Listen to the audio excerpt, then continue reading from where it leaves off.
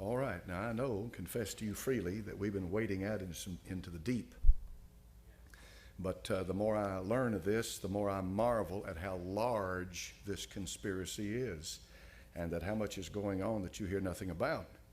And so this morning I'm going to cover some things about a man that you all should have been taught in history about, the man who flew over the North Pole and South Pole. His name's Admiral Byrd. How many of you have ever? All right.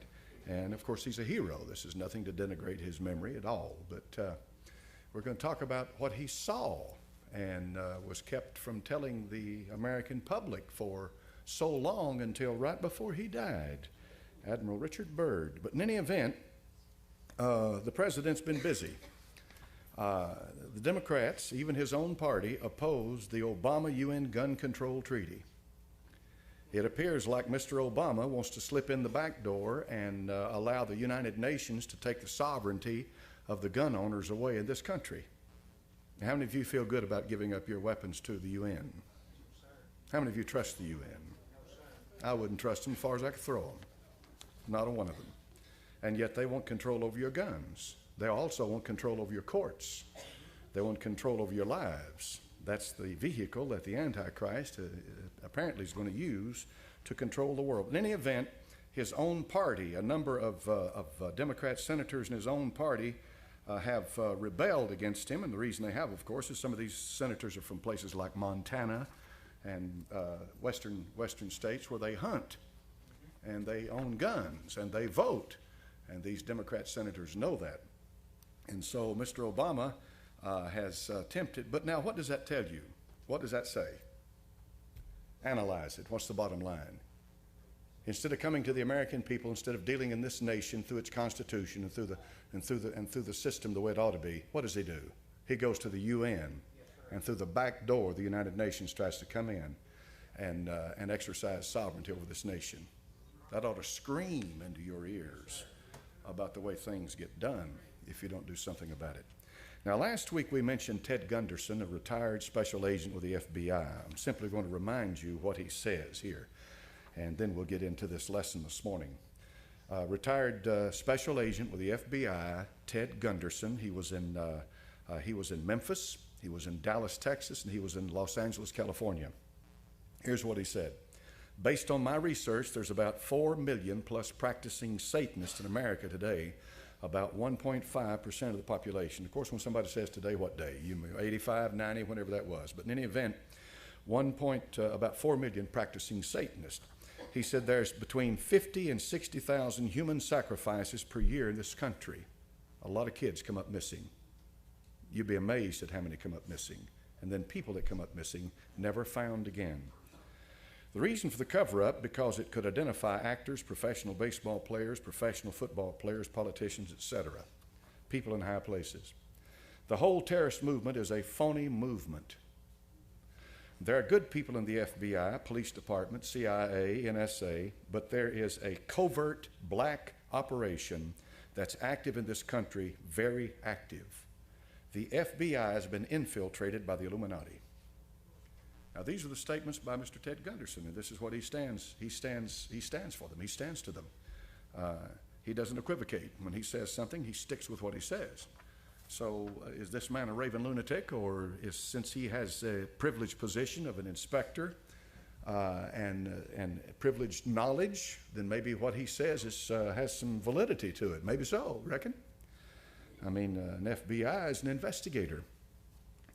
So bottom line is, the Bible says in 2 Thessalonians chapter number 2 and verse number 10, that is with all deceivableness of unrighteousness in them that perish, because they receive not the love of the truth.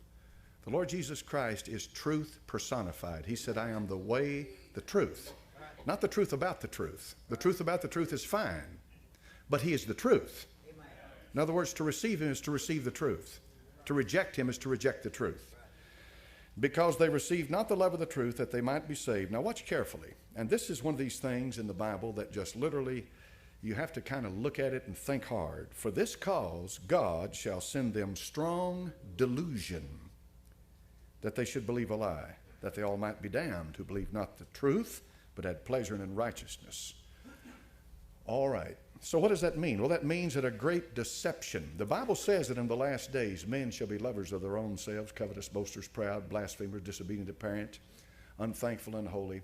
And the Scripture says that they will be deceiving, they will deceive and be deceived. That's what's going on. A deception on a grand scale. I read something last night as I've been digging. I've been doing a lot of digging. One thing leads to another. Have you ever noticed how when you get on the trail, one thing leads to another? And when I started reading this, it's one of these things in your life, when you read it, you'll never forget it. All right, I'll never forget this. I'll never forget it because of the implications involved in it. First of all, it's the testimony of an honorable man. Admiral, he's an admiral. He's gone on now, but Admiral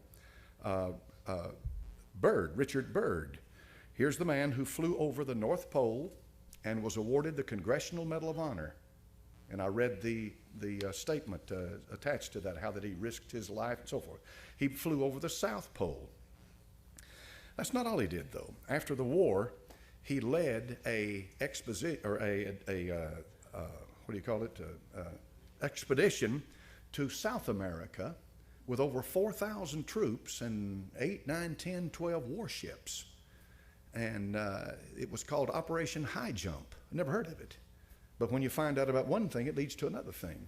But let's get into it quickly because you're wondering what's going on. The man's an aviator. He's a pilot. And he leaves at 0600 hours. That's 6 o'clock in the morning for folks that, you know, if you're not familiar with the 24-hour clock. 0600 is 6 o'clock in the morning. He flies out and he headed north. He gives updates as to his flight, to turbulence that he gets in the air. He drops his altitude, raises his altitude, standard procedures of any pilot. And he does this. And he talks about how he does it and continues to fly. He has constant radio checks with his base so they'll know where he is. They can keep up with him. And back in those days, they didn't have GPS and all of that stuff, so they flew by what's called dead reckoning a lot of times. And pilots know exactly what I'm talking about when I'm talking about dead reckoning. He continues to talk to them until he gets down, until he comes. He's flying over the ice. He's flying over the North Pole. And what do you expect to see? Nothing but ice. That's what you expect to see. One sheet of ice after another sheet, just solid white ice, snow, the North Pole. Until he sees a creature down below, which looks to him like a mammoth, and he drops his altitude to about 1,400 feet, and it is a mammoth. And this begins to really get his attention. He sees a mountain range, and at 10 o'clock in the morning, so now he's been in the air for 4 hours, he says he crosses over the small mountain range and still proceeding northward as best can be ascertained. Beyond the mountain range is what appears to be a valley with a small river or stream running through the center portion. There should be no green valley below, no green valley in the Arctic, no green valley. And something is definitely wrong and abnormal here, he says. We should be over ice and snow. To the port side, port is left, starboard is right. To the port side are great forests growing on the mountain slopes. Our navigation instruments are still spinning, and the reason they're spinning is because he's approaching magnetic north. And the magnetic pole, if you ever get around the magnetic pole, you forget your magnetic compass. It's not going to work because the magnetism is so intense, and the movement is so great that it's no use to you. But in any event, he says his navigational instruments are spinning. The gyroscope is oscillating back and forth. Then he sees this beneath, and he says, at 1,400 feet, and I execute a sharp left turn to better examine the valley below. It is green with either moss or some type of tight-knit grass. The light here seems different. I cannot see the sun anymore. We make another left turn, and we spot what seems to be a large animal of some kind below. It appears to be an elephant. No, it looks more like a mammoth. This is incredible, he says, yet there it is. He decreases his altitude to 1,000 feet and he takes binoculars to better examine the animal. It is confirmed it is definitely a mammoth-like animal. Report this to base camp. At 10:30 hours, he encountered more rolling green hills. The external temperature indicator reads 74 degrees Fahrenheit. He's in the North Pole. Continuing on our heading now, navigation instruments seem normal now. I'm puzzled over their actions. Attempt to contact base camp, radio's not functioning.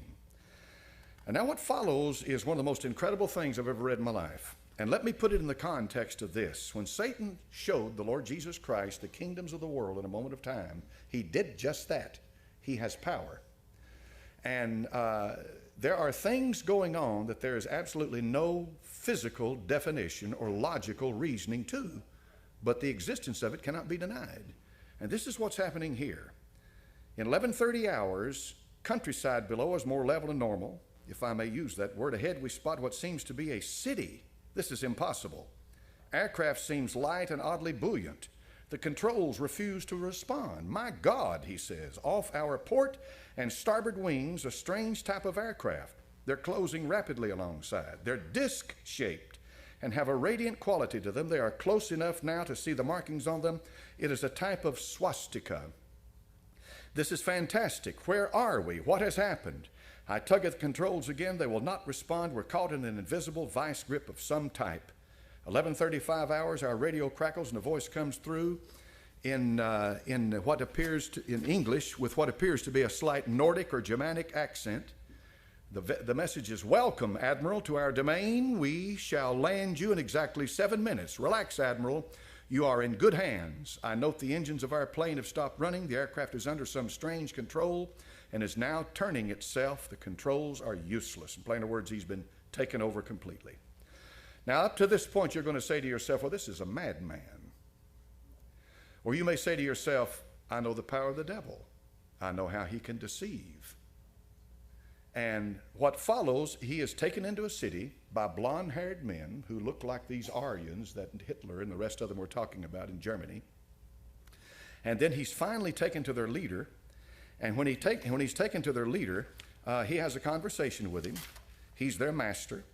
And that master tells him that essentially that they've been observing us on top of the earth where we live for a long time, and that we have gotten to the point by killing each other. And they're talking about the atomic bomb that had just been recently dropped on Hiroshima and Nagasaki. You know those two. This happened in 1947, I think this happened.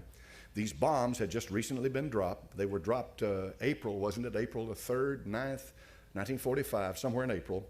These bombs had just been dropped in Hiroshima and Nagasaki, and they were saying that we are going to have to do something with the people who dwell on earth because you have gotten out of hand. All right. They tell Admiral Byrd that he's an honorable man, and he asks him, why am I here? They said, because you're chosen to be here. You're a man that we can trust. We're going to tell you what's happening. We're going to tell you all of this. They tell him. They send him back. All right, he goes back apparently and reports this to the United States government because remember, he is a military officer accountable to his chain of command. So he goes back and he tells his superiors. And apparently they tell him to hush this up. This stays hushed until right before he dies, this diary comes out. Because he says, I cannot leave this world without letting humanity know what has happened. I cannot leave. I must tell them what happened. Now, before we go any further, let's ask ourselves some questions. Number one, did he write this diary? Is this Admiral Byrd's diary? Did he really write this? Number two, if he really did write this, and this is legitimate, this is his diary, then something obviously happened to this man when he was over the North Pole. Something happened. Something obviously happened to this man. Number three, regardless of whatever happened to this man, he's convinced something happened to him, so it's incumbent upon us, what did happen to him when he was over the North Pole? All right?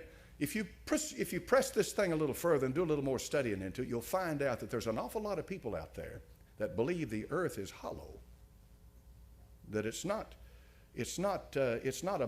a molten mass in it like they say. Now, if you're a Bible believer, you know this. You know that the heart of this earth, hell, is located. If you believe the Bible, all right? If you believe the Bible. And if you believe the Bible, the book of Revelation makes it very plain that the bottomless pit, which is hell, was opened, and out of that pit came these creatures upon the earth. They're coming out on the earth. They're coming out on the face of the earth. Now, that's a wild thing.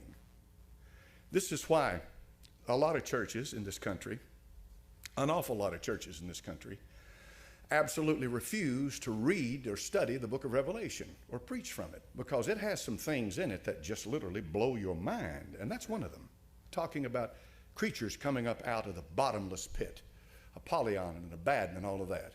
But if I'm a Bible believer, I believe it's real. All right. You can get off and you can get way out in left field with a hollow earth theory. All right. And you can get in deep into all of this stuff that I'm just going to present it to you this morning in the context of what we're studying, because we're studying a deceit that's coming on this earth of unbelievable proportions. A deceit, all right, a deceit. Now, we know that Adolf Hitler, when he was Chancellor of Germany, was deep into the occult. We know they didn't do anything unless they consulted their occult masters and prognosticators and what have you. And that the German high command, Himmler and men like that, even Himmler himself was far more into the occult than Hitler, and Hitler was head over heels into it, but Himmler was deep into it. These men were guided every moment of their life by an occult satanic power and spirit. Germany did definitely develop during World War II some of the highest technology on the earth. I saw this the other day on the History Channel, and I didn't know this. Nobody had ever told me this, but this is what the History Channel reported, that two German scientists in the 30s, these two German scientists had split the atom. Now think hard on that. Think hard on that. And it was the German scientists, Werner von Braun, men like that, who got America into space. That's a fact, folks. That's a fact. No question about that. And the only reason they didn't put them to death at Nuremberg with the trials was because they needed them. And so they needed their technology and what have you. Anyway, Germany apparently was way ahead of the rest of the world in some of this technology. Germany had a society called the Vril Society, V-R-I-L. How many's ever heard that term? Most people haven't, but a few of you have, all right? That's an occult society. But the premise of the Vril Society was this. They were able to tap into satanic power and apply it to physical things. See? They were able to tap into to occult power. They called it whatever force they called it. We know what it is. The power is either of God or the devil. But they tapped into it. And they were able to apply it to physical things. There are photographs of flying saucers the Germans made. I've seen them. But they're not flying saucers like the classic example of them. But they are flying saucers. In other words, they are propelled by a propulsion system that was unknown by most of the world at that time. But in any event, the bottom line is that the Germans had tapped into the occult world and had begun to build this system based on what they were getting from the occult world. And that system was this. They believed that in the north, that there was an entrance into a hollow earth, and that spirit beings lived there that were vastly superior to us.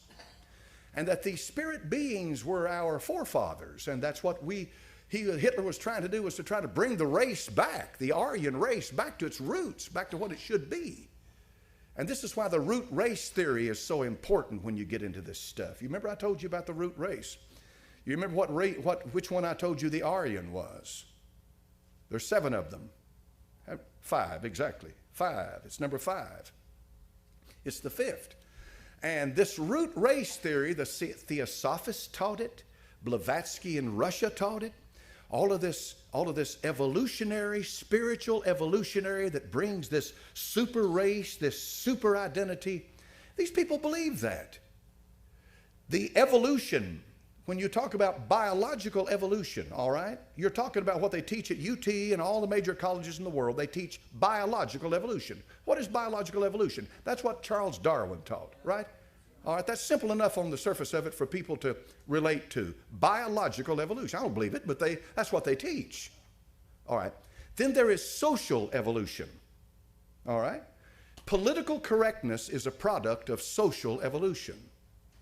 What's social evolution? Well, if biological evolution is true, then social evolution is where the masses and humanity and governments are able learn how to live in peace and blah blah and so forth. In plain words, social evolution means that there must be a one world government for men to live. That's social evolution. See, that's not biological evolution.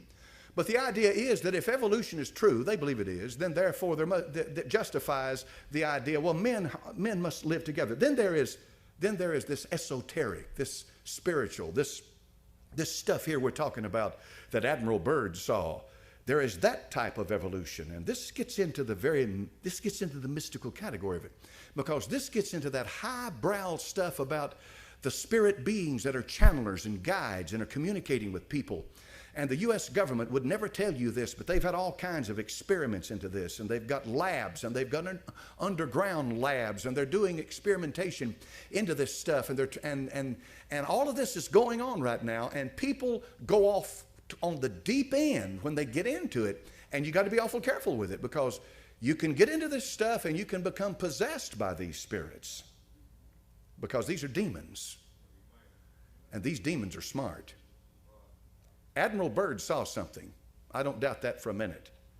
But he did not see a civilization of advanced beings that had evolved to that point. What he saw was either an apparition or a physical manifestation of some spirit power that's demonic.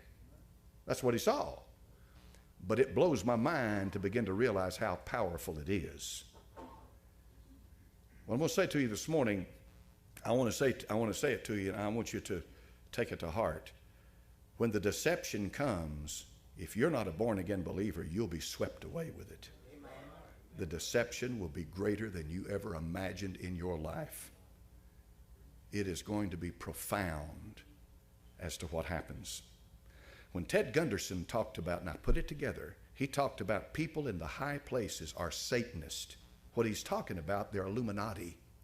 He's talking about spiritual power in high places that will bring about a one world government. And by doing that, they intend to rule the world. And they have the help of a whole, I don't know, what do you call it, a mass of demonic spirits who are able to perform all kinds of miracles, deceptive miracles, manifestations, and all of this stuff to help them to bring about that one world government. And the goal is so that they can put one man up and worship him as God, the Antichrist. Now, there is a mind behind all of it. There's a mind directing it, and that mind is the devil, Lucifer. He wants worship. He wants worship. He covets worship. He does. And money's nothing to him. And the souls of men and power's nothing to him. He's got power. He covets worship. That's why he said to the Lord Jesus Christ, you fall down and worship me, and I'll give you the kingdoms of the world. He covets it. Now, I read something yesterday.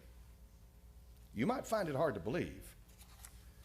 And when I first read it, I thought, this gets into high tech of high tech. How many of you have ever heard about all the scientists that are dying? The scientists that have died. These are scientists that are working on classified stuff like electrical experiments, high-tech electricity, like microbiologists. Like these are the men who are working for the government who can support it, or from colleges who have government grants, working in the highest echelons. These scientists, a lot of them are dying for unexplained reasons. They just die. They come up dead. They're working on some highly secret thing, and they come up dead. And you think to yourself, well, what's that got to do with the New World Order? Well, when you find out what they're working on, it's got a lot to do with it. I'm going to take one case this morning. I'm not talking about demons, and I'm not talking about apparitions, and I'm not talking about manifestations. I'm talking about rock-hard science, okay? Microbiologist Who are these people? These are the guys who sequence DNA. All right? Deoxyribonucleic acid, that DNA, which is the code structure of your body. They sequence it. What are they doing that for? They're trying to find out, and I'm going to read it for you. This is an amazing thing. The headline says this: microbiologist with link to race-based weapon turning up dead. What's that? Well, let's look closely. Two American scientists worked with were Benito K., 52, Don Wiley, 57. Both microbiologists had been engaged in DNA sequencing that could provide a genetic marker based on genetic profiling. The research, now watch carefully, the research could play an important role in developing weaponized pathogens to hit selected groups of humans, identifying them by race. You ever thought of such a thing as that? 2 years ago, both men were found dead in circumstances never fully explained. You remember how I told you that the elite are racist? You remember what I told you about that? Why would they be, preacher? Root race theory. The 7 successive upward evolutionary progression. The root race theory. Adolf Hitler was one of the most racist men that walked the face of the earth. He made it plain to everybody that that blonde-haired, blue-eyed, Nordic-featured, like this killer up here in Norway, that just shot to death all those people, was the Aryan epitome of what a human being should be, and all the rest of the scum underneath aren't even fit to live. Now, I told you that Margaret Sanger, when she started Planned Parenthood, and folks, if you don't believe me, go check it out for yourself, was as racist as she could be to the core. I don't know if you know this or not, but if you'll go back and if you'll go check, the 50 million kids have been butchered in this country. 50 million. Is that right? Am I correct in that? 50 million abortions. Go find out what percentage of those babies are black. Go find out. Go find out. Go find out how many Planned Parenthood clinics are located in large cities and out in the urban, sprawling areas where there's a concentration of black people, and you'll be amazed at how many of these are black babies. They're controlling the population that way. Now we have microbiologists who can control the population through a pathogen that they can create in a lab that can target a person's race. You say, well, that's insane. Not really. Not really. Nobody knows to this day where AIDS came from. They don't know where AIDS came from. I heard it said 20 years ago it came from the green monkey. I'm sure many of you have heard that too, but nobody ever proved where it came from. There are many people out there who believe AIDS came from a laboratory. They believe that. I can't prove that one way or the other. But I do know that it's created chaos, and I do know that the New World Order will bring order out of chaos. I do know that, and I do know that they have a motive in everything that they do, and that they've already said time and again that the world's population must be reduced. They're going to reduce the population. And here's what they plan to have in this new world: the super rich and the herd. No middle class. Middle class will be gone. If you get on Drudge right now, it may still be posted on his main page. Get on Drudge, and you'll see where he says, black middle class eroding quickly. All right? Middle class, the middle class. Europe has the serfdom and it has the king. All right? That's been the system in Europe. America created a cultural system that's unlike anything else. They had super rich, always have, always will. They had the very poor, but they had the middle class. You see, they had the middle class, the buffer between the super rich who dictated over the very poor. The poor they kept them uneducated, they kept them ignorant, they kept them poor, so they could use them and work them. Did you believe that they're doing that today? That's exactly what all these bailouts were about. That's exactly what this new world order intends to do. It's going to create a super rich class. At one time, Bill Gates was worth $90,000 million. That's a pile of money. Right now, he's falling on hard times. He's down about 45 billion, I think, somewhere in there. At one time, that's an unbelievable amount of money. And how did he make that? He didn't make that over generations. When he created Microsoft, and he created Microsoft because he went to work for IBM. IBM wanted somebody to make an operating system for them. IBM was a computer manufacturer, always has been. And you know, way back before them, when you went to a grocery store to buy food, that cash register more than likely was IBM or Royal or something like that. So they wanted an operating system for their computer, their personal computer, so Bill Gates wrote the code for it. He was a computer programmer. That's all he was. And then he created Microsoft. He created Windows. He created an operating system that sat on top of DOS. And now, of course, DOS is gone and it's all Windows. And he monopolized the system. Every PC that came out had Windows on it. And so Bill Gates got a royalty from it. And he monopolized it. You know, they talk about the antitrust laws up there in Washington. They didn't work for him because every PC that was made had Windows on it until Linux came out. And then Mac, of course, has got a different system altogether, but it's a different computer. He became an intensely rich man by doing that. That's what's happening now. You'd believe the rich have lost their money? Let me ask you this question. When this deep, deep recession started in 2.5, 3 years ago, okay, do you believe any of that money disappeared that was around 3 years ago? Do you believe, in other words, do you believe that money's still around that was around 3 years ago? Okay, it's still around, right? It's just not in your hands. All right? Who did that? Who allowed the housing industry to build? Fannie Mae, Freddie Mac, pumping money in, letting people buy houses that didn't even have a job, had no way they could pay a mortgage payment like that, and house after house after house after house after house. They knew that this bubble was building. It was a created prosperity. These houses weren't worth what they were piling all this money into them. The day would come when reality would set in. That's exactly what they wanted. It did. For what? To create a recession like we've been in. They're going to bring something out of that recession. These planners are going to do something with it. What's his face said to Bill Clinton, evangelist, wasn't Evangelist Clinton, it was the one that's in there now. Obama, the one who became the mayor of Chicago. He said, you can't let a good crisis go to waste. Rahm Emanuel. All right? I'm talking about the elite.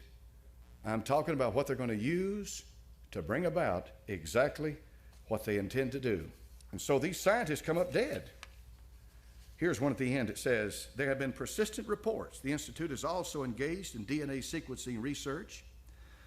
One former member of the Knesset, Didi Zucker, caused a storm in the Israeli parliament when he claimed that the Institute was trying to create an ethnic-specific weapon in which Arabs could be targeted by Israeli weapons. In World War I, they had biological warfare. You remember that? The gas, all that, the trenches. But now they've got to the point now with technology and with that they've learned enough now to where they apparently can create a weapon that by sequencing DNA. Now it was about 10, 15 years ago, they charted the whole human genome. All right? Something like that. 10 years ago, I forget exactly how long it's been. They charted it, the whole human genome, the genetic structure of the human being. All right, they got it all laid out. Okay. This means they have a database built up that they can work from. And they know that if they can get to the point to where they can create a weapon that will wipe out certain races or certain people, then you talk about control over people, they've got control over you, like you wouldn't believe, to force into being what they intend to force into being. Now, when you look around yourself, and what I'm talking about, you know, I've talked about Bird and I've talked about this other stuff. You got to ask yourself the question, well, how long is it going to be then? I mean, they've got all this technology, they've got all this stuff going. How long is it going to be before they bring this together and they do it? They're already doing it. It's already happening. It's already happening. When you look outside How many of you have noticed these little antennas that have a square box on top of them? That's ELF. That's an ELF antenna. You know what that's for? Ostensibly, it's for this. On the surface of it, that's what it's for. And it may be used, but that's not all it's for. It emits a microwave. Hitler, scientists, discovered. It's amazing the stuff that's come out of Germany, isn't it? Hitler's scientists discovered back in the 30s and the 40s that certain waves could control the behavior of people. You could. They could control the behavior of people. Now, the radio spectrum is huge, folks. I mean, to give you an idea of what I'm talking about, you tune into an AM station, and you're going from somewhere like 500 to 520 on up to, 1700.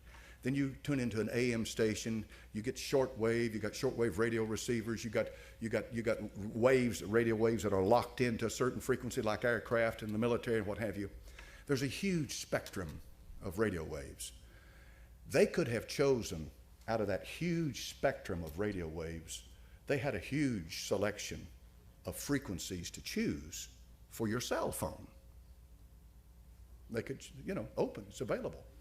Because that frequency is not practical for a radio receiver like you listen to.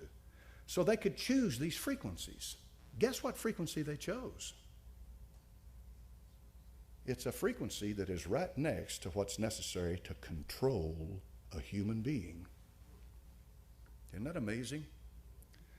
Now, you've already been warned time and again that these cell phones could cause damage.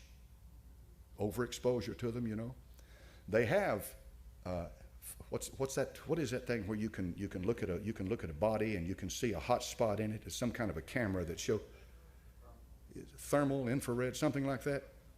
They showed a woman or a man that had been listening on a cell phone, just took the phone away, then they showed a photograph of the same person 10 minutes later. Red all over the side there where this radiation had been emitted from this phones all over the head, and then 10, 15 minutes later most of it was gone. Okay, now that's a fact. That's rock hard science, okay? It is a fact that radio waves can affect human beings. They're working now. They are investigating. They're doing their work in these laboratories of just exactly how many of these things they need out there to control mass control of human beings. In other words, they can begin to send frequencies into your head, and you wonder, why is it that I'm thirsty, or why would I like to have an ice cream, or what? All of a sudden this desire hits you. It's because they're feeding this stuff into your brain. Now you say, well, now that's crazy, preacher. That they wouldn't do that. The government wouldn't do that, would they? Yes, sir. That's another thing altogether. They've already proven that they've used that. Okay?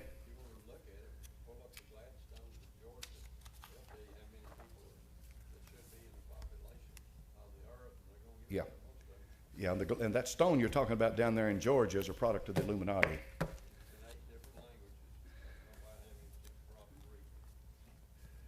Now, what I just led you into right before we close today is mind control and controlling of the masses, didn't I? That's what I laid the groundwork for. Are they going to be able to control you? Can they control the masses? Will they be able to control the way you think? They can monitor where you're going. They can do that now. Will they be able to control where you go? Yes, sir. You don't particularly believe in mind control. Just look at a restaurant.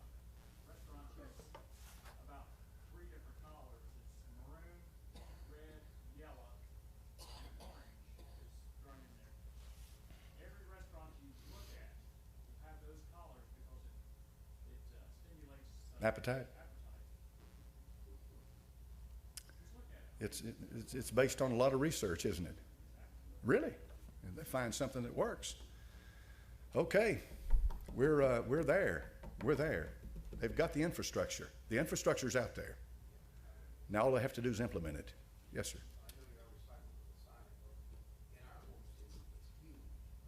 The Masonic Lodge.